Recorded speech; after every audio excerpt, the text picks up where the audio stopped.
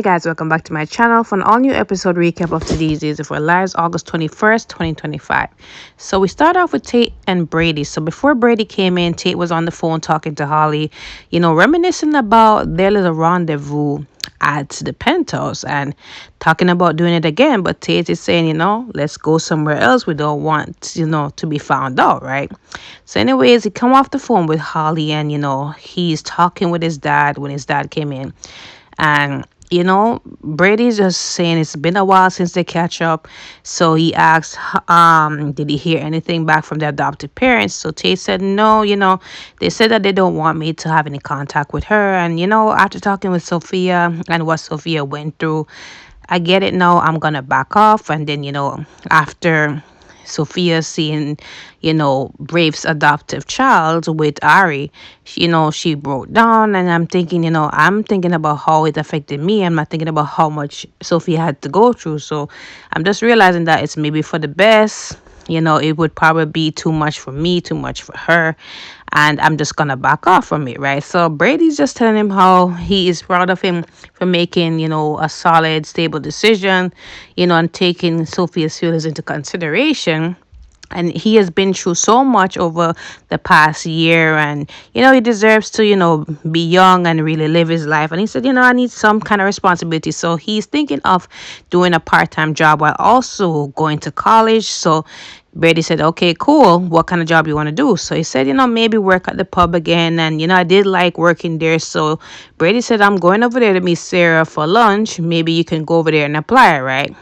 So that was really... So Sophia's at the pub already making an order, and, Sarah's behind her. So Sarah just wanted to talk to her about her and the baby, right? So, of course, Sophia is on alert yet again. I hate how she makes her face whenever the baby is being mentioned. But they sit down and chat, and Sophia, Sarah is saying, look, I just want to check in on you.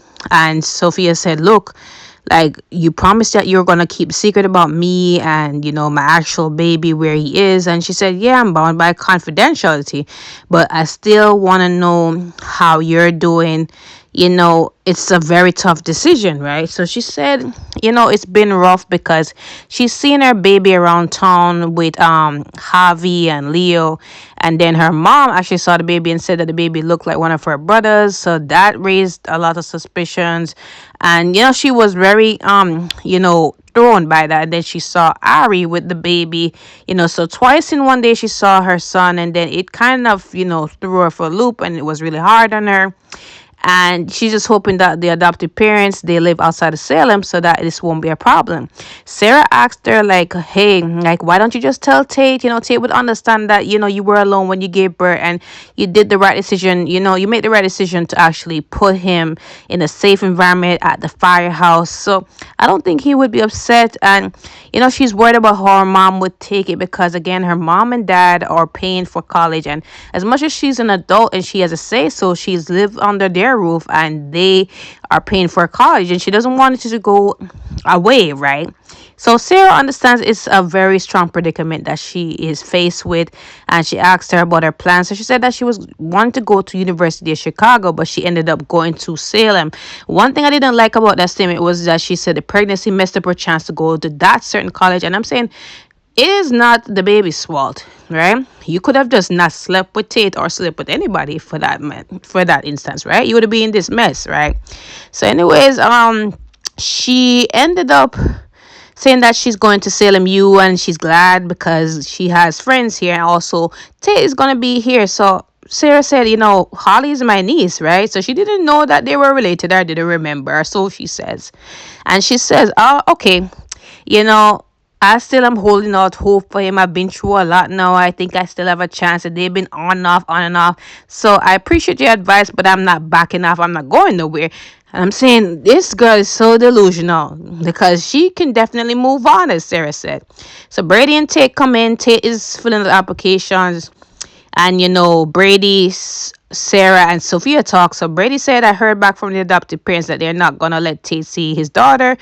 And, maybe it's for the best. So she said something and blurted out him. And Brady's like, him?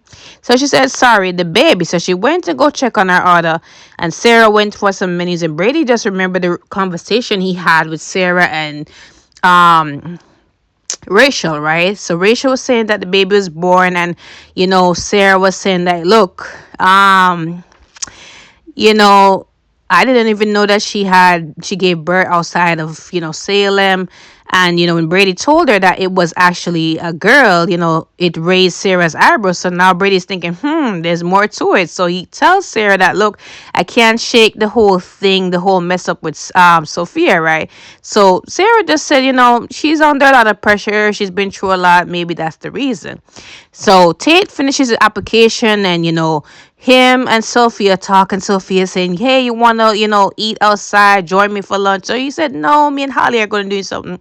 So she said, okay. So when he leaves, she asks for a job application to work at the pub as well. I'm saying, girl, get it together, right? He does not want you, right?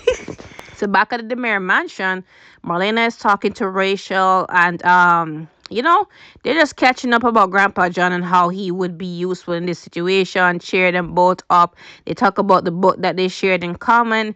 Also, Rachel asks her grandmother, like, point blank, like, how this is going to affect Johnny. The jury is deliberating today. Like, will they send Johnny to jail? So, she's worried about how it's going to come across. She talks about how her stomach gets upset every time sad or, you know, bad situations happen, right? So she just wishes she could be of more help. Of course, Marlena can't really tell her what's really going on because she's afraid of how it might affect Rachel in her mental state, right? So, anyways, Rachel asks, what's taking mommy so long?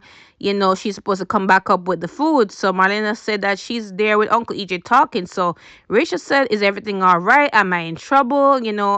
Is Uncle EJ mad that I broke his paperweight? So she said, no, he's not mad. They're just talking about Johnny and everything. So she said, no, man, there's more to it. Why we can't go? So I'm saying, these people can't control this little girl. Like, how old is she?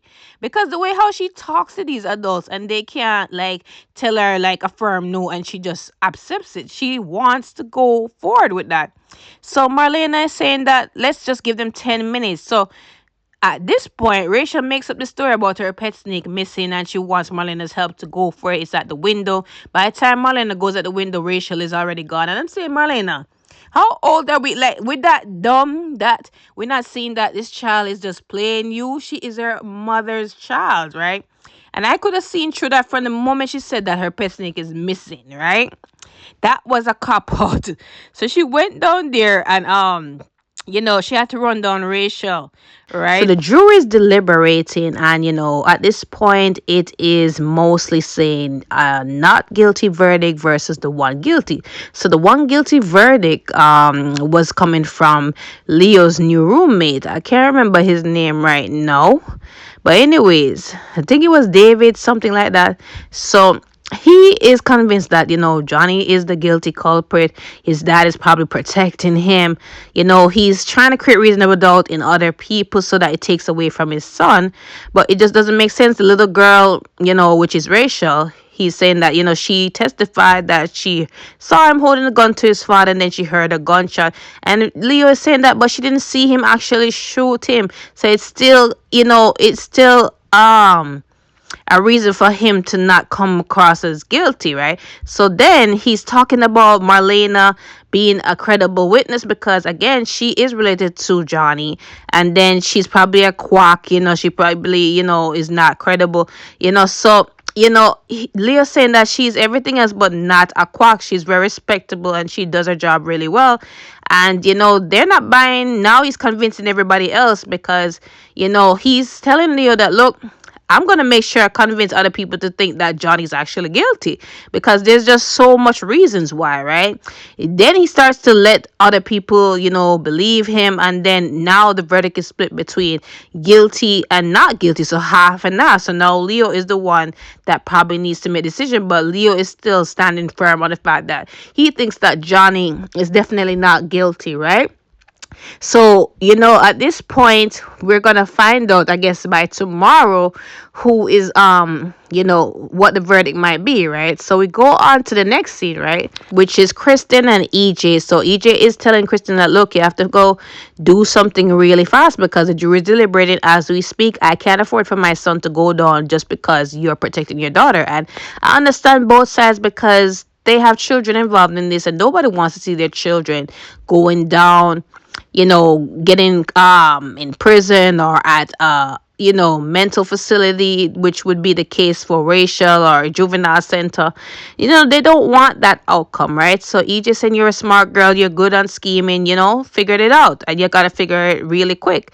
So they're thinking to blame it on somebody else that's innocent of the crime. I mean, at this point, Johnny is there already being blamed for this, even though he's innocent. So they think about Ava, and then she's saying, Ava is out of town, she's missing, and if I was to pin it on her, she would definitely come back in a heartbeat, because again, she already is not going to testify against me or you for her mom's Rachel's crimes that she did against Ava with the kidnapping, right? So at this point, he just said, this is not my problem, it's yours, right? So at some point, Rachel come down. Rachel's like, what is going on here? Are you mad at me? So he said, no, I'm not mad at you. And she said, I know I did everything I can in the trial.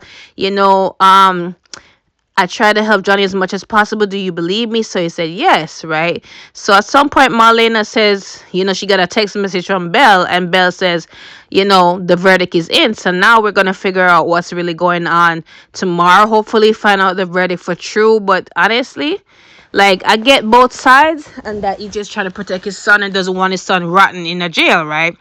But, I get Kristen's side as well. She's trying to protect her daughter, and her daughter's been through a lot. But little Rachel needs some straightening out, honestly. So comment below your thoughts on today's episode, guys. I will see you guys tomorrow.